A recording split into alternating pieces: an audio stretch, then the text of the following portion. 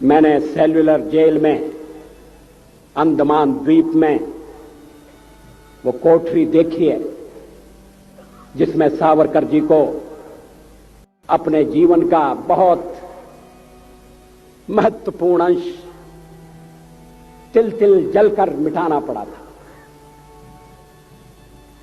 सावरकर जी की अतिरिक्त सुरक्षा का प्रबंध था। कमरे के बाहर कोठरी, काल कोठरी के बाहर एक कोठरी, और कैदियों से तो दालान में जाकर मिला जा सकता था।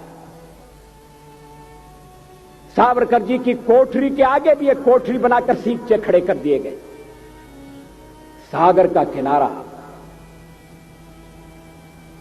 पता नहीं सागर और सावरकर का क्या संबंध था। गोदावरी ने भी सावरकर जी को प्रभावित किया। वो जिस तरह से जहाज से सागर में कूद पड़े, स्वतंत्रता के लिए छलांग लगा दी। उत्ताल सागर की तरंगें, अनंत सागर, अपार जलराशि, कहां किनारा है, कौन सा ठिकाना मिलेगा,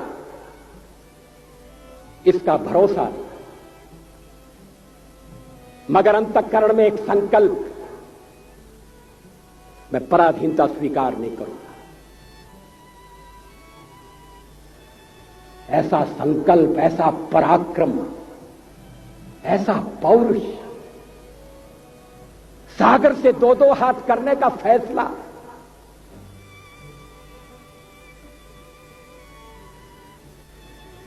और फिर उन्हें सागर के किनारे काले पानी की सजा। मैंने वो कोलू भी देखा है जिसमें कैदियों को जोत कर तेल निकालना पड़ता था।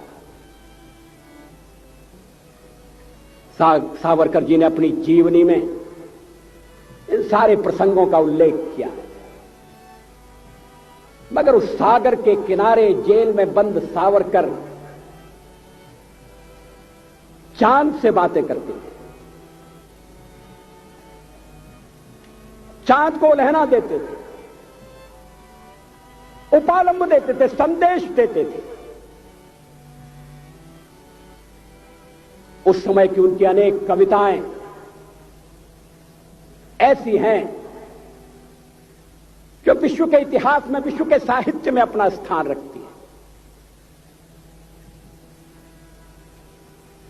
उन कविताओं में उद्वेग भी है, आवेग भी है, संवेग भी है। वो शब्दों के शिल्पी थे, मगर भावनाएं उदास। लक्ष्य को उन्होंने कभी आंखों से तिरोहित नहीं होने दिया।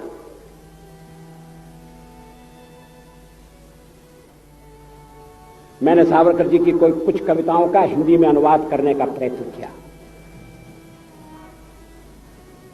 मैं चमत्कृत रह गया। कोई क्रांतिकारी होते हुए इतना अच्छा कवि कैसे हो सकता है?